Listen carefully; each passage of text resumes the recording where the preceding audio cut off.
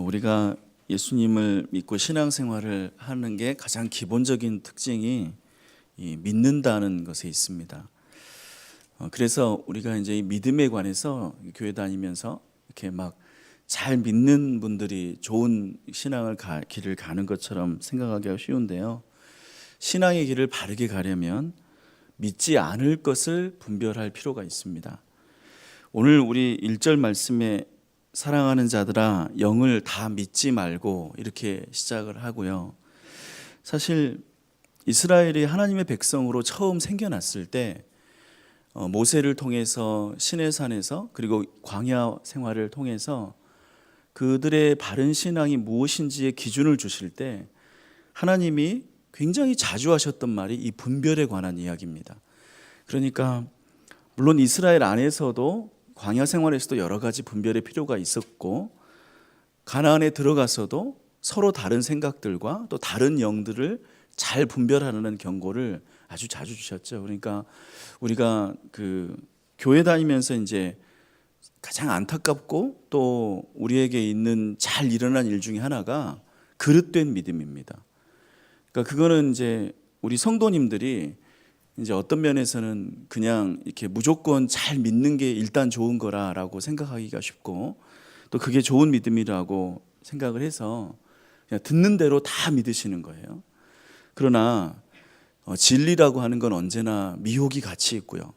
그러니까 우리에게 좋은 것이라고 하는 건 항상 나쁜 것이 같이 있습니다. 항상 우리가 잊지 말아야 될 것은 우리가 사는 영적인 세계에는 하나님과 우리만 있는 게 아닙니다. 그러니까 미혹한다는 것. 그러니까 하나님이 창조하신 선한 세상과 하나님이 자기 형상으로 지으신 사람 사이에 언제나 뱀처럼 강교한 목소리가 항상 있다는 것을 창세기 2장부터 우리에게 알려줍니다. 창세기 3장부터. 그러니까 우리에게 있는 분별이라는 게 우리가 영적으로 얼마나 중요한 기준으로 가져야 될 것인가를 성도님들은 가볍게 생각해서는 안 됩니다.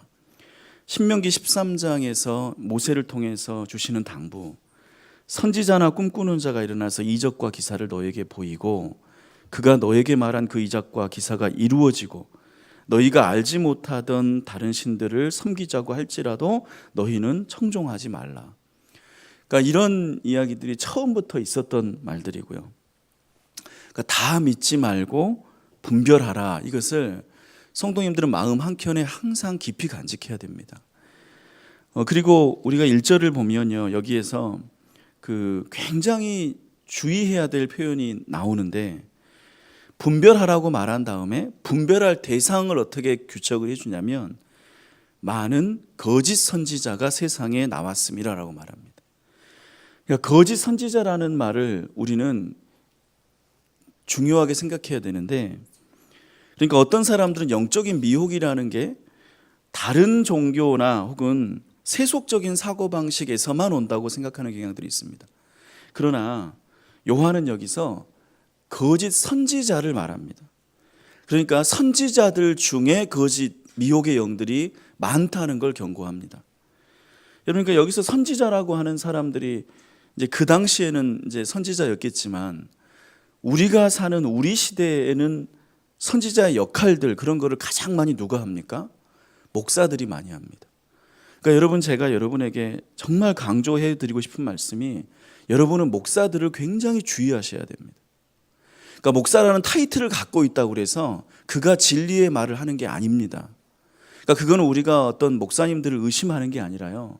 이것은 우리가 가지고 있는 신앙 체계에서 하나님이 처음부터 경고하셨던 일이고, 그러니까 거짓 선지자가 일어난다는 사실들, 그리고 그들이 어떤 거짓 성도도 아니고 선지자라고 불리우는 사람들, 그리고 사실은 우리 주변에 거짓 목사들 때문에 신앙을 잃어버리거나 지금도 이상한 신앙 안에서 가정도 피폐해지고 본인의 건강과 인생도 망가지고 그러면서 그냥 어떤 천국 가서 구원받는다는 허황된 생각에 사로잡혀 사는 불쌍한 신앙인들이 얼마나 많은지 모릅니다.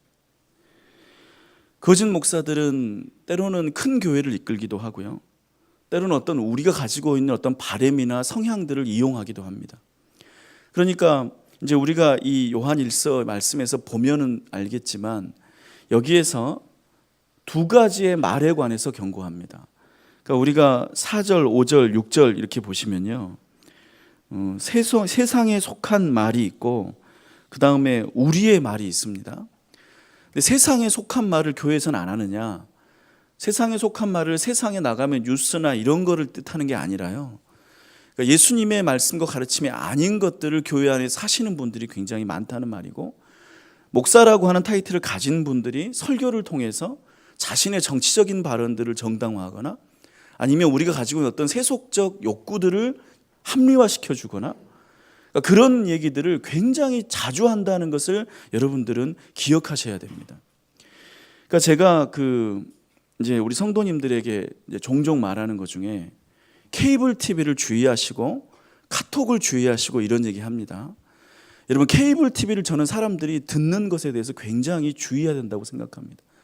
원래 케이블 TV는 사실은 교회를 다닐 수 없는 분들을 위한 복음 선교의 방편으로 세워졌고, 그리고 여전히 그러니까 교회를 안 다니면서 뭔가 신앙에 관심이 있거나 아니면 신앙을 잘 모르는데 딱히 우리가 나가서 전도하기 어려운 불특정 다수의 사람들이 어떤 우연한 기회나 혹은 이렇게 자기가 피할 수 없는 어떤 상황에서 방송 선교를 들으면서 주님의 복음을 접하기를 바라는 목적이 하나이고, 두 번째는 아예 복음 전도가 불가능한 공산권 국가나 혹은 그런 곳에 전파 선교를 한다는 목적이 TV를 통한 방송 설교의 목적이죠. 그러니까 케이블 TV의 설교는 여러분들을 위한 게 아닙니다.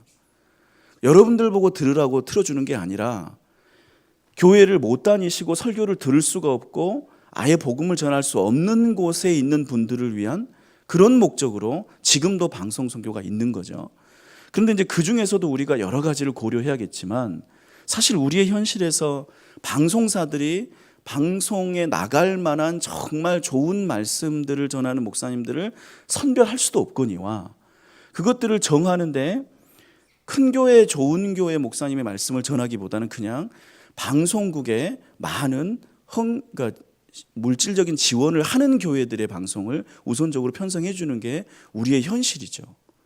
그러니까 우리 교회도 만약에 저희 교회가 당회가 결정을 해서 다음 주부터 뭐 이렇게 방송국에 설교를 내보내겠다 하면 우리 교회도 할 수 있는 거예요. 어느 교회나 할 수 있고, 그러니까 여러분이 방송국에서 이렇게 나오는 그 교회들이 정말 진리를 추구하는 그런 교회라고 믿을 근거가 우리에게는 없어진 거예요.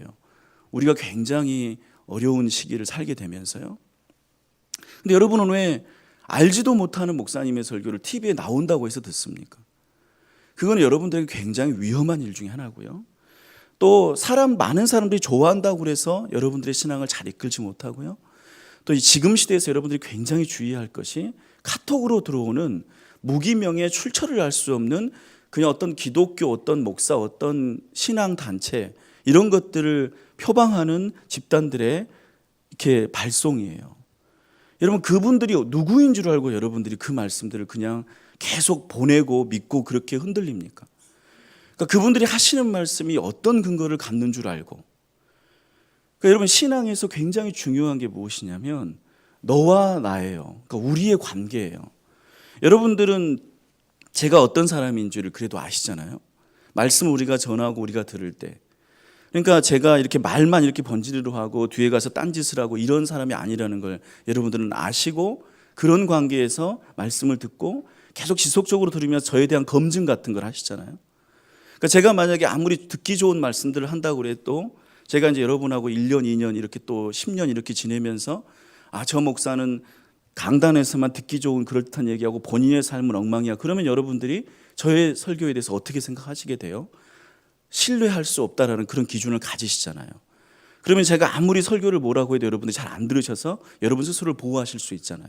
그런데 지금 우리나라 성도님들이 무방비적으로 노출되고 있는 케이블 TV나 카톡이나 이런 말씀과 이런 얘기들은 여러분이 무슨 근거로 구별하세요?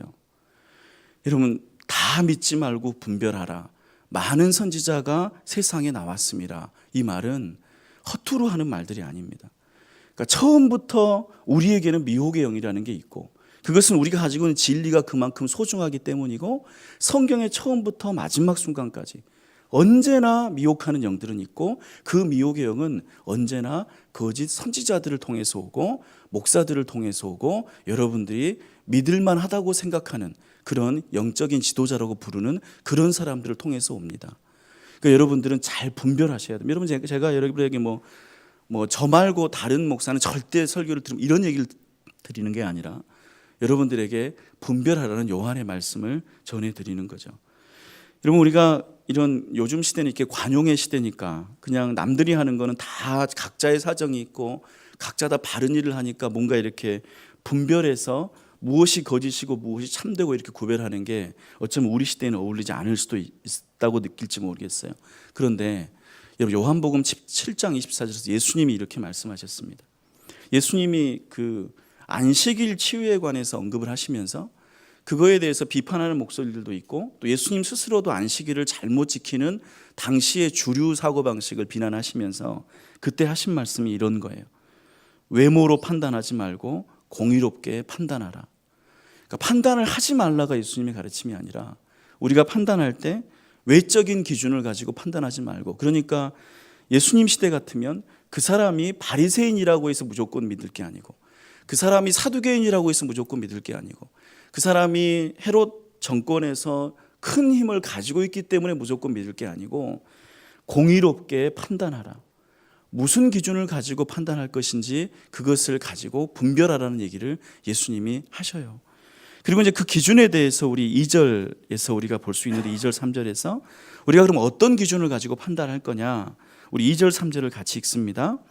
이로써 너희가 하나님의 영을 알지니 곧 예수 그리스도께서 육체로 오신 것을 시인하는 영마다 하나님께 속한 것이요 예수를 시인하지 아니하는 영마다 하나님께 속한 것이 아니니 이것이 곧 적 그리스도의 영이니라. 오리라 한 말을 너희가 들었거니와 지금 벌써 세상에 있느니라. 먼저 여기서 우리가 그냥 간단한 사실 확인으로 말씀드릴 게 적 그리스도예요. 여러분, 적 그리스도는 여러분, 우리가 굉장히 오염된 표현 중에 하나인데, 적 그리스도를 사람들이 계시록에 나오는 걸로 생각해요. 여러분, 적 그리스도는 계시록에 나오지 않습니다. 적 그리스도는 요한 1서하고 요한 3서에만 나옵니다. 그리고 적 그리스도는 무슨 종말의 때에 무슨 마귀 사탄의 어떤 상징을 말하는 게 아니라요, 적 그리스도는 거짓 선지자를 표현하는 매우 포괄적인 표현입니다. 그러니까 여기에서 이런 얘기를 진행하면서 사람들을 계속 미혹시키는 이렇게 교단 안의 목소리, 그리고 목사들의 목소리, 이런 것들을 적 그리스도라고 요한이 부릅니다. 그러니까 우리 안에 이런 것들이 이미 많다고 얘기를 하시고, 그런 것들을 구분하는 기준이 예수님께서 육체로 오신 것을 시인하는 영, 그 다음에 그걸 시인하지 아니하는 영, 이렇게 구분합니다. 여러분, 이 기준을 우리가 모호하게 받아들이거나 단편적으로 이해하면 이것은 아주 무효화되는 기준이 되어버립니다. 그러니까 이걸 아주 그 단편적으로 받아들이는 대표적인 예가 어떤 거냐면, 나는 예수님 믿어요라는 그런 말로 생각하는 거예요. 그러니까 어떤 사람이 그러니까 이런 기준이 결국 뭐냐면, 목사는 다 믿어야 된다, 이런 기준이 되는 거예요. 그러니까 왜냐하면 목사는 하나님 말씀을 우리가 전한다고 전제하잖아요. 그러니까 누군가 이렇게 안수받아서 목사라고 생각하잖아요. 그러니까 그걸 다 믿는 거예요. 근데 그렇게 단편적인 이해는 아무 의미도 없는 이해가 돼버리고요. 이 말은 무슨 뜻이냐면, 예수님이 육체로 오셨다는 사실은 구원을 자기 삶으로 실천했다는 것을 믿는다는 말이에요. 그러니까 하나님이 우리를 사랑하신다는 그런 명제가 있어요. 그 선언이 있어요. 근데 하나님이 우리를 사랑하신다는 그 명제를 하나님이 어떻게 실행하세요? 예수님을 이 세상에 보내시는 걸로 실천하세요. 그러니까 육체로 오신다는 것은 그 구원의 방식이 낮아짐과 섬김과 사랑의 실천으로 드러났다는 걸 믿는다는 거예요. 그리고 우리가 예수님을, 하나님을 믿으면서 내 욕망을 주장하면서 내 욕망의 성취를 합리화하면서, 그리고 그걸 위해서 분열을 조장하고 혐오를 정당화하고 예수님의 말씀들을 자기 정치적인 구호의 수단으로 삼는 이런 것들을 말하지 않는다는 거예요. 여러분, 우리가 굉장히 주의해야 될 게 어떤 거예요? 목사님의 그룹들이 혹은 어떤 정치적인 그룹들이 방송을 통해서 혐오를 계속해서 조장해요. 나라의 분열들을 계속해서 만들어내요. 그것을 믿음이라고 말해요. 여러분, 우리에게 구별할 것들이 분명히 있으나 여러분, 예수님의 언사들을 잘 보세요. 예수님, 그리고 사도 바울이나 우리가 예수님의 신약, 예수님의 성육신을 통해서 우리가 알 수 있는 것들이, 주님은 함부로 사람들 사이 혐오와 분열을 조장하지 않습니다. 그러니까 구별을 안 하시는 게 아니고 판단을 안 하시는 게 아니라 그 판단과 구별 다음에 어떤 정치적인 행동들을 우리에게 강요하지 않으십니다.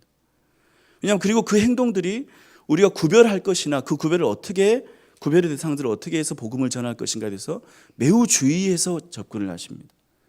근데 우리가 함부로 어떤 내가 정의의 편에 서 있다, 내가 옳은 편에 서 있다고 말하고 그것들을 통해서 자신들의 정치적인 이득들을 추구하는 사람이 있으면 그분들이 어떤 분이냐면 그리스도께서 육체로 오신 것을 시인하지 않는 영들입니다. 여러분, 예수님이 육체로 오셨다는 사실들을 깊이 묵상해야 됩니다. 주님이 육체로 왜 오셨겠습니까? 그 육체로 오셔서 어떤 일을 겪으셨습니까? 낮아짐과 섬김과 본인의 치욕과 모욕과 어려움들을 통해서, 그러니까 하나님이 우리를 구원시키려는 방식 중에 하나님다운 방식이 어떤 거예요? 그냥 공중에서 재림하셔서 너희들 다 나를 믿어 이렇게 하는 거잖아요. 니들 안 믿으면 다 죽어 이런 거잖아요. 그런데 그렇게 하지 않으신 게 육체로 오신 거예요. 우리의 한 사람 한 사람을 만나주시고 우리의 손과 발을 직접 만져주시고 그렇게 우리의 형편을, 우리의 연약함을 채우러 오신 것, 그것이 육체로 오신 것을 시인한다는 말이에요. 그러니까 우리 신앙의 방식에서 입으로만 떠들고 말로만 잘하고 의로운 것을, 자기가 모든 것을 다 독점하고 있는 것처럼 말하는 사람들은 그리스도가 육체로 오신 것을 시인하지 아니하는 영이라는 얘기를 여기 기준으로 구별하라는 말을 2절 3절과 하시는 것이고, 그런 분들이 적그리스도라는 얘기를 요한은 하는 것이죠. 데살로니가전서 5장 21절에서 이런 얘기들이, 간단한 이야기지만 범사에 헤아려 좋은 것을 취하라. 우리에게 주어진 일들을 잘 헤아려야 됩니다. 그런 것들을 우리가 깊이 생각하고 고민하면서 우리가 진리 안에 있을 때 미혹이 무엇인지를 구별해내는 것, 그게 우리에게 참된 신앙이 된다고 할 수 있고요. 그리고 우리가 이제 이런 말씀들을 예수님을 시인하는 것에 관해서 우리가 기본적으로 알 수 있는 그런 얘기들을, 기준을 우리가 지지난주 우리가 마태복음서 10장에 찾아본다면 예수님을 영접하는 것들이죠. 근데 예수님, 우리가 그 마태복음 10장 말씀을 나누면서 예수님을 영접하는 것에 관해서 영접할 때 어떤 박해가 있고 어떤 고난이 있고, 그리고 그런 고난들을 다 받아들이면서 우리에게 주어지는 영생이 그만큼 소중하다는 것을, 우리가 어떤 어려움에도 불구하고 그것들을 다 감수하는 것, 우리가 믿는 진리가 가장 귀하다는 것을 세상에서 나오는 어떤 어려움들을 통해서도 이겨내는 것, 그게 주님을 시인하는 것이라고 우리가 마태복음 10장에서 함께 나누기도 했었죠.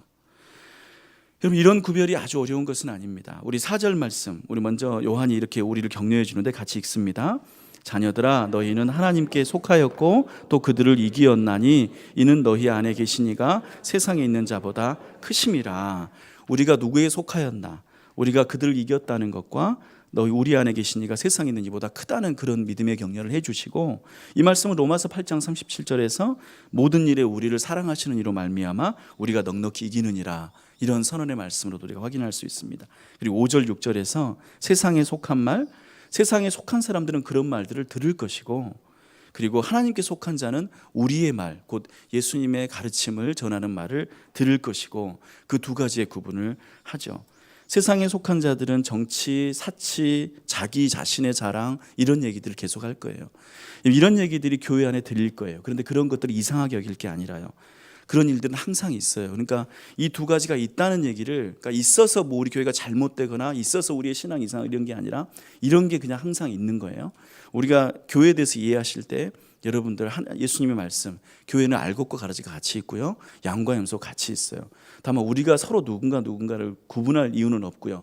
다 추수 때 하나님께서 마지막 때 구분하실 것이나, 여러분이 양이고 여러분이 알곡이고 여러분이 주님의 말씀을 따르는 사람들이라면 우리가 할 것은 뭐냐면, 그거를 구분해내는 게 아니라, 그거를 나쁘다라고 공격하는 게 아니라, 우리는 누구의 말을 들어야 돼요?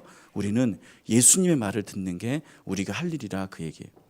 그러니까 여러분, 이렇게 신앙생활 하시면서 모든 것을 다 믿지 말고 분별하고서 여러분 주님의 말씀에 귀를 기울이고 주님의 말씀을 따르는 여러분이 되시기를 축복합니다.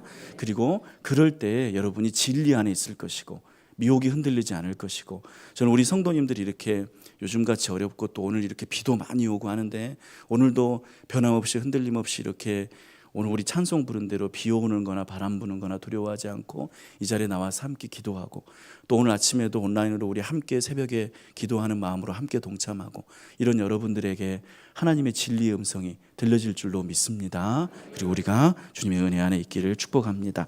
우리 기도하겠습니다.